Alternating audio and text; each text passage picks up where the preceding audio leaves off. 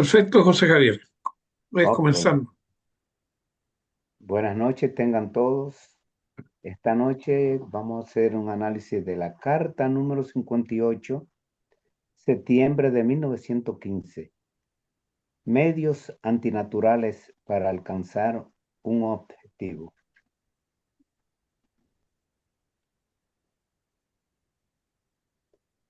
Cuando se investiga un sujeto determinado en el mundo invisible, se abren a nuestras vistas innumerables fascinadores senderos.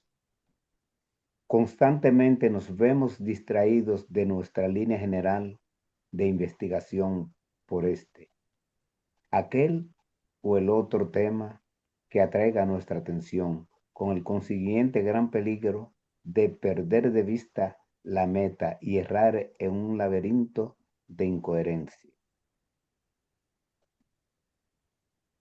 A menudo, por mi parte, la tentación de seguir un sendero secundario es más fuerte que mi poder de resistencia y recientemente, durante la escritura del velo del destino, la figura de un anacoreta con el cuerpo consumido por el hambre hasta parecer un esqueleto y que se había disciplinado hasta hacer brotar sangre de sus llagas que no había dejado nunca cicatrizarse, pensando que servía a Dios con estas austeridades, me condujo a buscar el origen de estas horrorosas prácticas.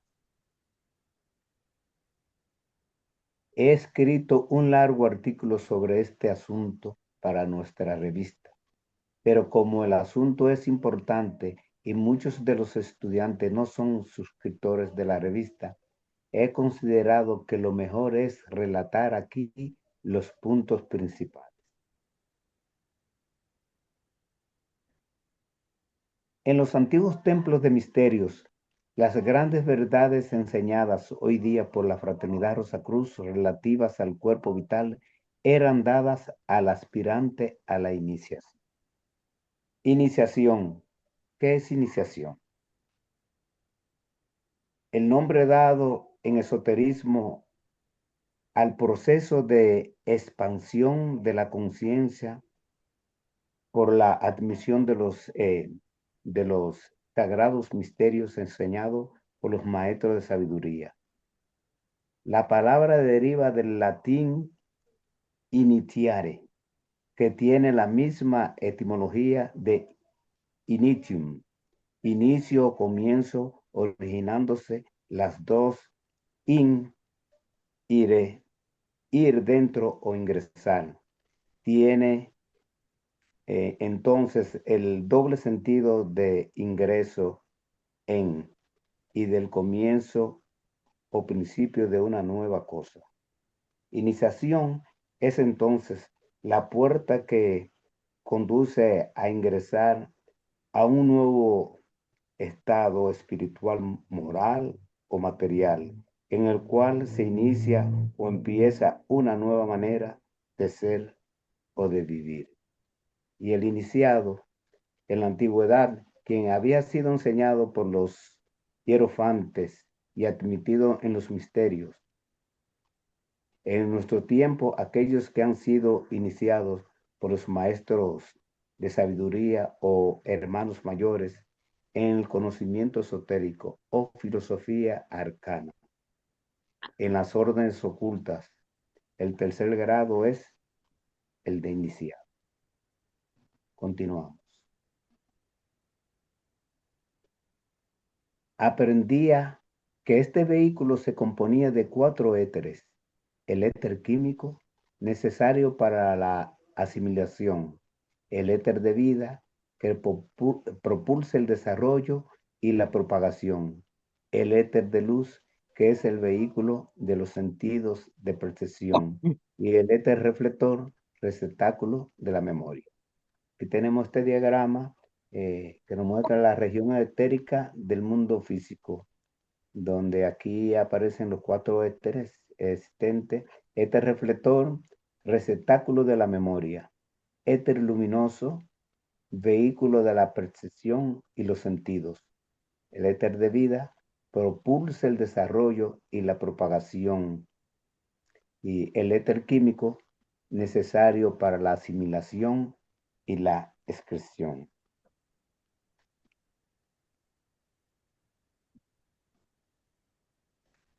Se instruía ampliamente al aspirante respecto a las funciones de los éteres inferiores comparado con los dos superiores. Supo que todas las funciones puramente animales del cuerpo dependían de la densidad de los dos éteres inferiores y que los otros dos éteres, los más elevados, componían el cuerpo de alma, el vehículo del servicio en el mundo invisible. Voy a hablar un poquito aquí de los éteres,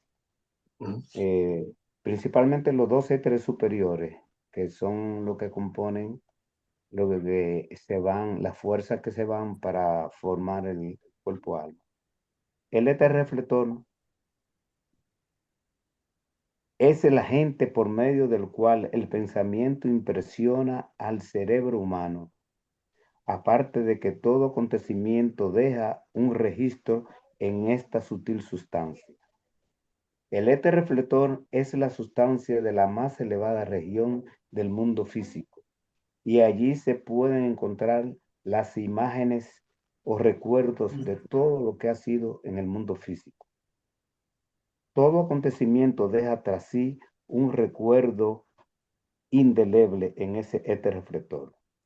Estos recuerdos o imágenes no son sino reflejos de la memoria de la naturaleza, la que se encuentra en un reino mucho más elevado y en el que esos recuerdos son permanentes, claros y definidos.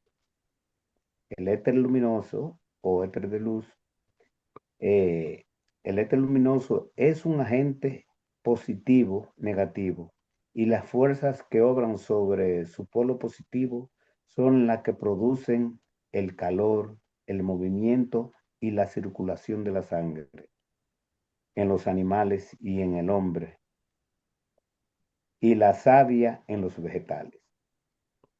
Por intermedio de dicho éter, se deposita la verde clorofila en las hojas, coloreándose también por él las flores, los animales y el hombre. Las fuerzas que obran sobre el polo negativo del éter luminoso son las que operan a través de los sentidos, manifestándose como funciones positivas de visión, oído, tacto, olfato y gusto. Estas fuerzas están parcialmente activas en los vegetales y plenamente activas en los animales y el hombre. Seguimos.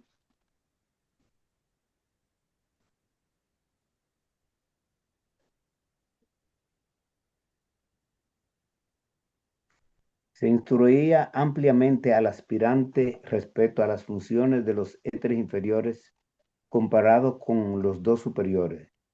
Supo que todas las funciones puramente animales del cuerpo dependían de la densidad de los dos éteres inferiores y que los otros dos éteres, los más elevados, componían el cuerpo de alma, el vehículo del servicio en el mundo invisible. Aspiraba a cultivar esta gloriosa vestidura por medio de la abnegación propia, reprimiendo las inclinaciones de la baja naturaleza por la fuerza de la voluntad, lo mismo que hacemos nosotros hoy en día. Pero hubo quien, impelido por su extremado celo por llegar, no importa cómo, olvidó que solamente por medio del servicio y del desprendimiento se desarrolla el manto dorado nupcial compuesto de los dos éteres superiores. Este pensó que la máxima ocultista, oro en el crisol, escoria en el fuego, ligero como el viento, más alto y más alto, significaba solamente que en tanto que se expulse la escoria de la baja naturaleza, no importaban los medios de lograrlo. y reflexionó que siendo el éter químico el agente de la asimilación, podía ser eliminado del cuerpo vital, agotando el cuerpo físico, y pensó igualmente que siendo el éter de vida la avenida de la propagación, podría eliminarlo viviendo en celibato. Aquí en este diagrama nos muestra que, que no es por medio del celibato que podemos formar el cuerpo-alma, y que el ayuno excesivo también no es bueno. Es decir, nada en excesivo es bueno. Entonces, el cuerpo-alma, para lograr desarrollar el cuerpo-alma es uno de los vehículos del espíritu o uno de sus cuerpos.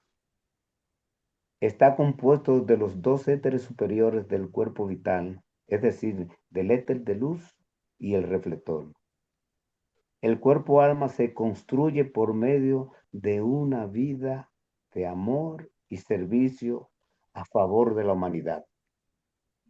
Semejante vida no solamente atrae y purifica una gran parte de los éteres superiores, sino que con el tiempo también tiene como efecto el que se produzca una división entre ellos y los dos éteres inferiores. Después de haberse producido esta división, el cuerpo-alma se ha separado para ser eh, empleado en lo que en los vuelos del alma. El trabajo a favor de la humanidad construye el cuerpo-alma. Seguimos. Entonces, le quedarían solamente los dos éteres superiores, o al menos, estos serían más grandes en volumen que los dos inferiores, como nos está mostrando ese diagrama. Seguimos. A este objeto practicó toda suerte de austeridades imaginables, el ayuno, entre otras. Por este proceso antinatural perdió el cuerpo la salud y se extenuó. La naturaleza pasional que buscaba gratificación por la práctica de la función propagadora fue aplacada por el castigo. Es decir, que no es restringiendo esos deseos que podemos alcanzar, desarrollar el cuerpo. Como ya nos dijo aquí, por medio del servicio, el servicio altruista y desinteresado a la humanidad. Cierto es que de esta horrible manera la naturaleza inferior pareció ser sometida, y es cierto igualmente que al alcanzar las funciones corporales, tan enorme decaimiento, visiones, o más bien alucinaciones, fueron la recompensa de aquel individuo. Mas la verdadera espiritualidad no ha sido nunca obtenida profanando o destruyendo el templo de Dios. El cuerpo y el ayuno puede llegar a ser tan inmortal como la Buda. Inmoral. Este final es muy hermoso. Esforcémonos en usar la moderación en todas las cosas para ser ejemplares a los demás y alcanzar la misión al templo por obra de un justo vivir. Entonces aquí tengo una definición de lo que es el Soma Suchiko, que significa cuerpo-alma. En los estudios Rosacruces se le llama el cuerpo del alma, que es el ropaje de la nueva dispensación y es el vehículo que nos hace posible entrar en el templo invisible. Es la vestidura de flama y no debe confundirse con el alma. Alma es la quinta esencia y experiencia adquirida por los tres vehículos inferiores del hombre: cuerpo denso, vital y de deseo, que implica para ello rectitud en pensamiento y obra. Esta esencia es extraída por el ego y empleada por él como pábulo. Tenemos que pábulo es ese alimento que se toma eh, para subsistir, y también se puede decir que aquello que sirve para mantener la, la existencia de algunas cosas y acciones. También el significado de Pablo en la Biblia. eh, Pablo significa alimento o sustento, tanto en un sentido literal como figurado. Literal, aquello que sirve de alimento o nutrición. Figurado, lo que alimenta o estimula algo inmaterial, como los pensamientos, sentimientos, pasiones o ilusiones. Adelante.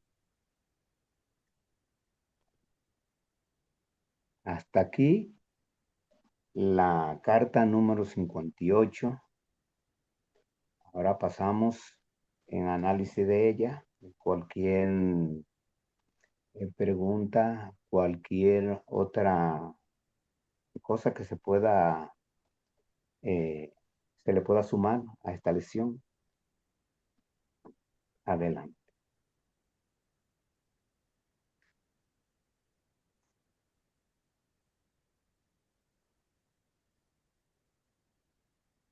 Susana tiene la mano levantada. Sí, Adelante, Susana. Muchas gracias, amigo, y gracias por esta explicación tan buena, tan necesaria que nos has dado en esta lectura. Y es muy bueno que hayas tocado eso, José Javier, porque las personas en este camino eh, piensan, ¿no? Se van a veces a los extremos. Y ya como tú dijiste, como dice la literatura, ¿no? Los extremos todos son malos. Yo no creo, bueno, puede que en algún momento del camino haya que hacer algunas renuncias cuando se está muy avanzado, pero en este camino que vamos andando hay que tener mucho cuidado, llegar a los excesos, porque en todo, lo mismo en el comer, en todos los aspectos, los excesos son malos. Y bien, como tú citabas a Pablo, ¿no? Recordemos siempre lo que Pablo decía, que es mejor a veces casarse que quemarse. Eso él lo decía y es muy cierto. Eh, a veces puede ser mucho peor llegar a un extremo que ir con moderación poco a poco en el camino. No se debe cruzar el puente sin llegar al río. Eso es muy importante. Muchas gracias, José Javier, querido amigo. Sí, muy bien. Sí, limitaciones son malas en todo, porque inclusive cuando uno hace ejercicio, a veces cuando hace ejercicio de más, que dicen que está pasado de ejercicio, le hace daño al cuerpo, lo que le van a salir dolores por todos los lados, sí, e inclusive hasta en medicamentos que uno ingiere, como por ejemplo, en mi caso, estoy tomando unos medicamentos que contienen calcio. En el último examen que me dijeron que tenía que pararlo porque estaba un poco pasado del calcio. Es decir, que todo sí, que es extralimitado, hace daño.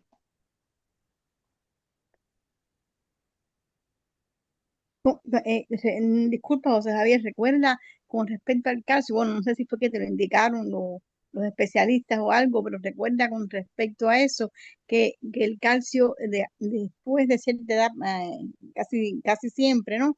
Es más perjudicial, a no ser que te lo indiquen porque tengas déficit, pero es más perjudicial que beneficioso. Sobre todo ahora se está muy de costumbre tomar magnesio con calcio y eso es un error inmenso que existe, porque el calcio lo único que va a hacer, repito, si no es que tienes un déficit, lo que va a hacer es obstruirte todo lo que es el sistema, sobre todo las arterias. O sea, el calcio ya a nuestra edad no es bueno, no es bueno, a no ser, vuelvo a decir, que tengas un déficit, que entonces sí tienes que seguir las indicaciones de tu médico, por supuesto. Pero eso de tomar vitaminas y cosas y calcio por nuestras cuentas, debemos eso tenerlo presente, que no es nada, nada bueno. Sí, sí, lo estaba tomando por indicación del médico, porque en realidad sí tengo deficiencia de glóbulos blancos y esa cosa, pero en verdad parece que los miligramos que me indicaron con el tiempo se extralimitaron. Es igual que los complejos B, que yo tengo que tomar complejo B de por vida, pero el complejo B12 dice que lleva el oxígeno al cerebro y eso. Salí un poco pasado de eso también. Tengo que descansarlo, no dejarlo totalmente, descansarlo.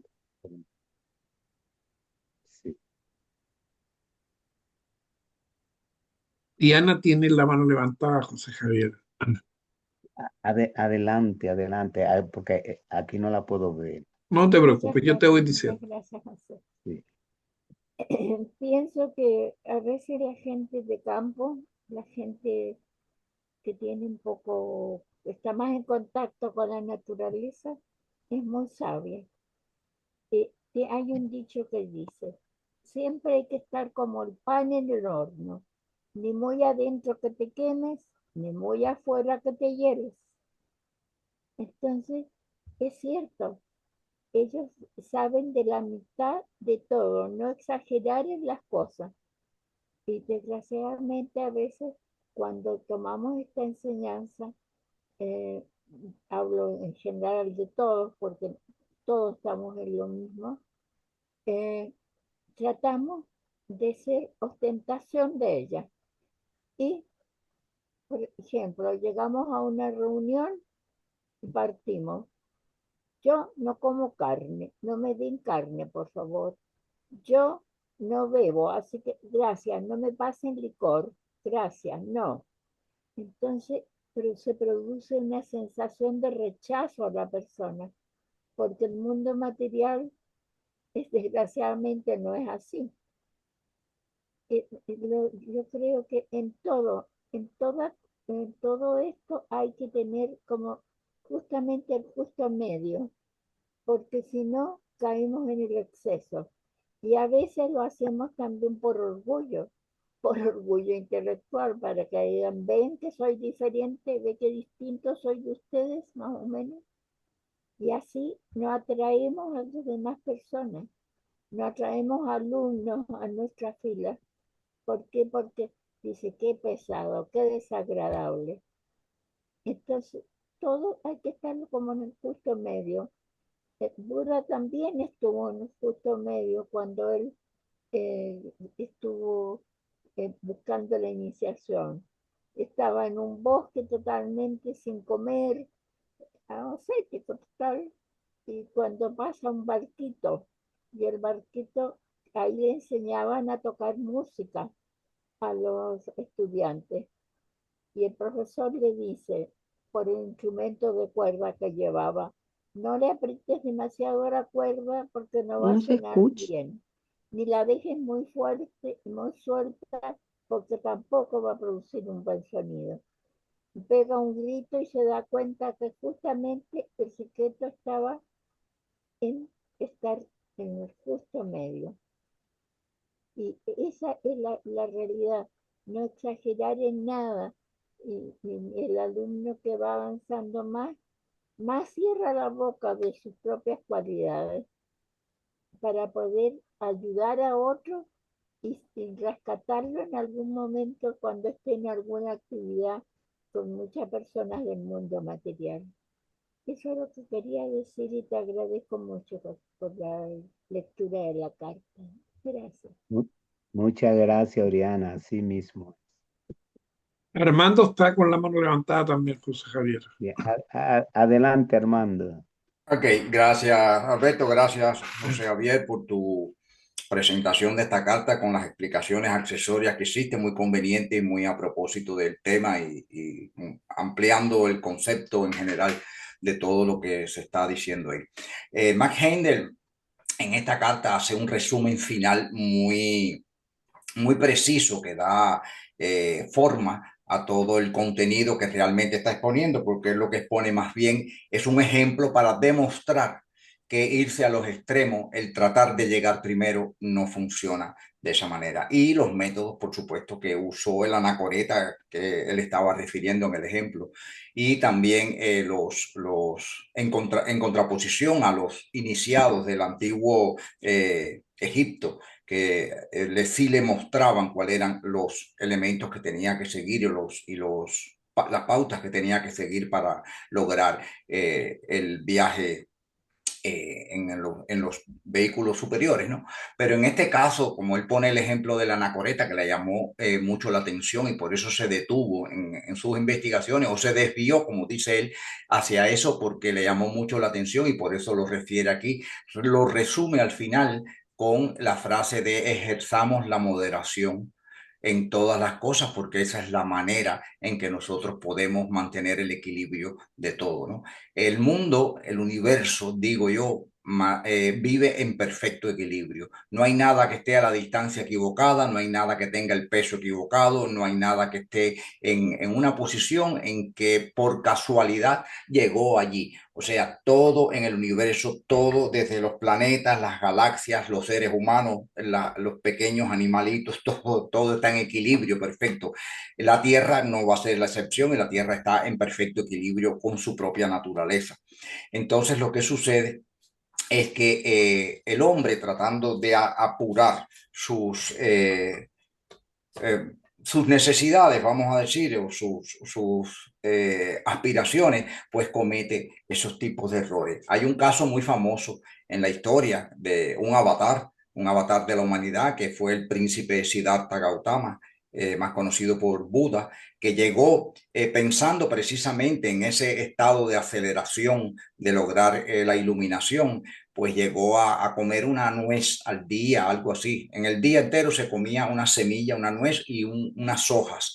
Y se debilitó tanto, que una vez cayó en un río bajito, o sea, cayó en un charco, algo así, quizás fue a tomar agua o a lavarse algo, pero así, y no podía levantarse y por poco se ahoga, si no es por el concurso rápido de alguien que llega y lo ayuda a salir de esa situación tan precaria que para una persona normal no hubiera sido nada. Una persona se cae, se levanta y ya, pero estaba tan débil, su cuerpo estaba tan ajado, tan exhausto, que por poco se ahoga. A partir de ahí él comprendió la lección, como persona inteligente, iluminada que fue, él comprendió la lección y aconsejaba muy encarecidamente la moderación en todo. O sea, ni muy, ni tan. Todo en un perfecto equilibrio es como de verdad se puede llegar a funcionar y como de verdad se debe hacer para llegar a obtener los resultados que la persona quiere. Bueno, hasta ahí muchas gracias, José Javier, y a todos ustedes también por estar aquí. Sí, gracias a ti, gracias a todos los que han expresado lo que han copiado de esta carta. Sí, muy bien.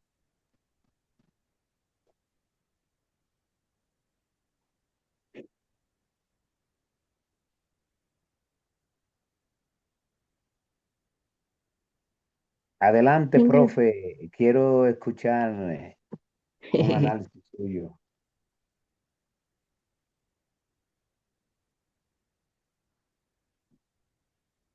No, nada que decir, todo está dicho.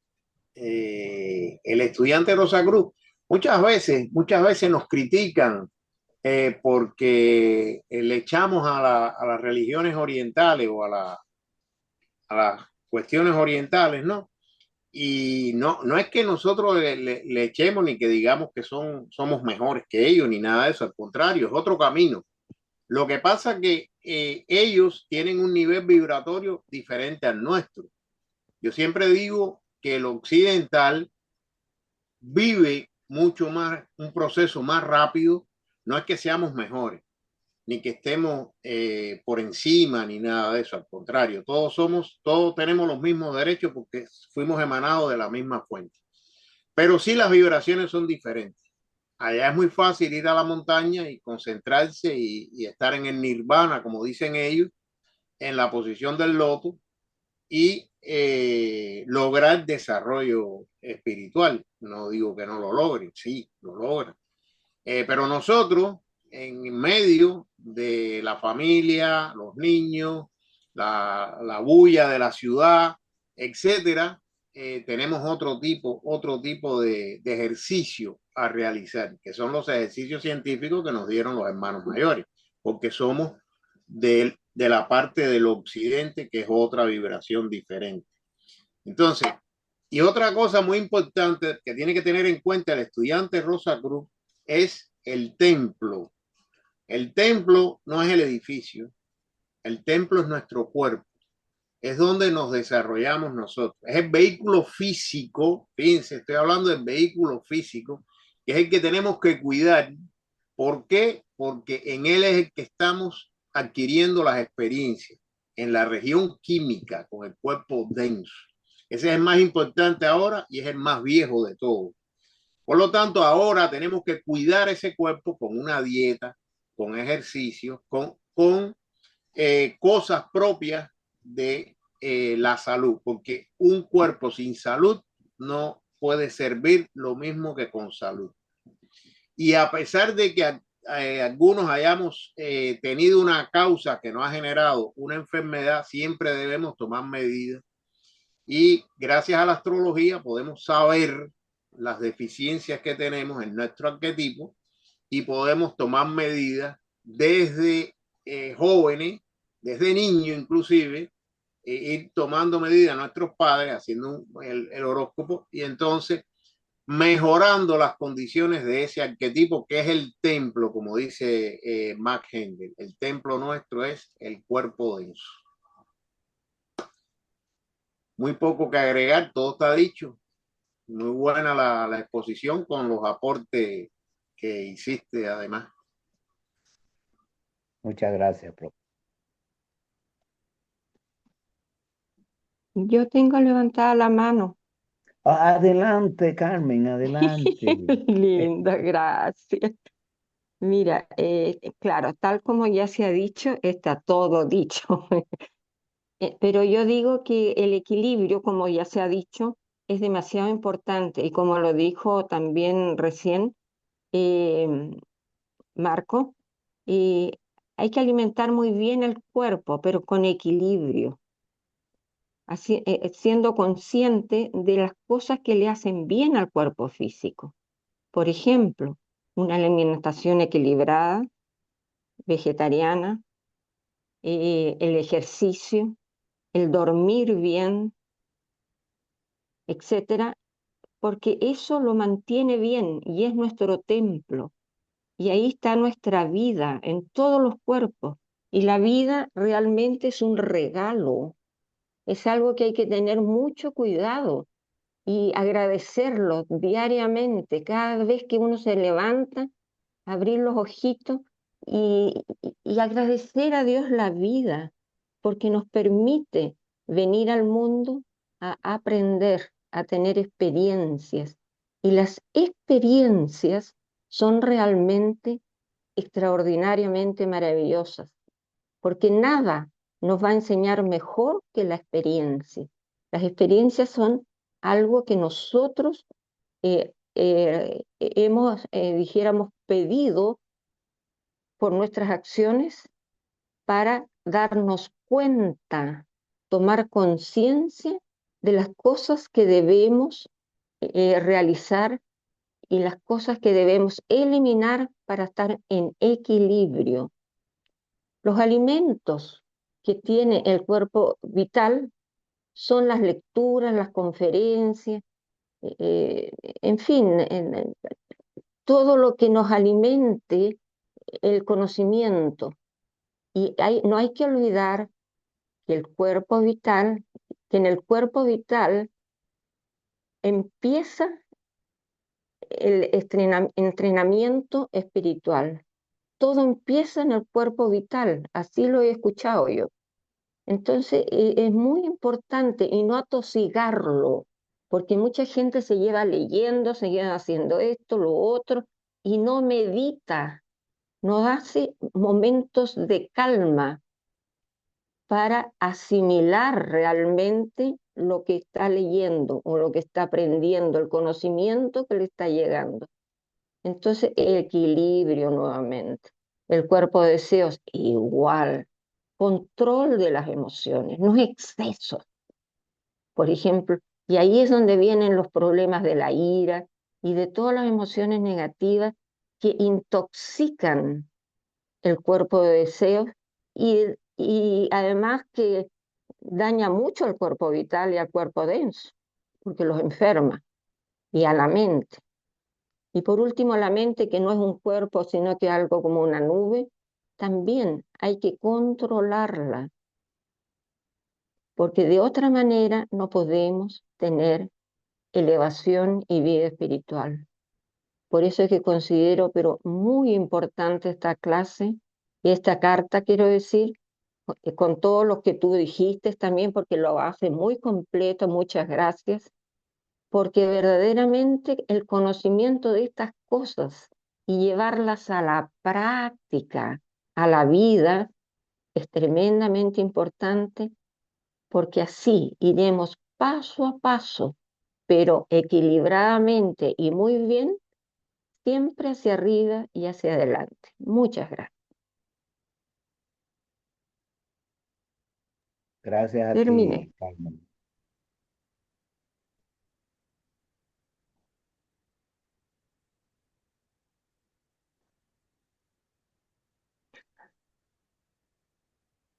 Bueno, si no hay más aporte, nos montamos en el avión.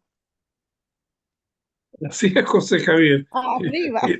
Claro, usemos la oración del estudiante, la hacemos y de ahí nos vamos directamente a Colombia. Si quieres decir algo más, José Javier. No que, no que uno aprende de estos análisis de esta carta semanalmente, viendo una carta diferente. Nos imbuimos en ella y claro que sacamos bastante provecho. Dentro de eso mismo, hace que busquemos informaciones en otros libros y así, y nos pone a escudriñar. Muy bueno, muy interesante todo esto. Yes. Entonces, en el asunto del alma donde nos quedamos, ya eso en los estudios del concepto, ahí ya cuando se continúa el curso preliminar, ahí vamos a ir mirando los diferentes tipos de almas que existen y el cuerpo y todo eso. Es muy, muy interesante todo esto. Eh, Estoy aprendiendo ahora. Muchas gracias. Gracias, José Javier.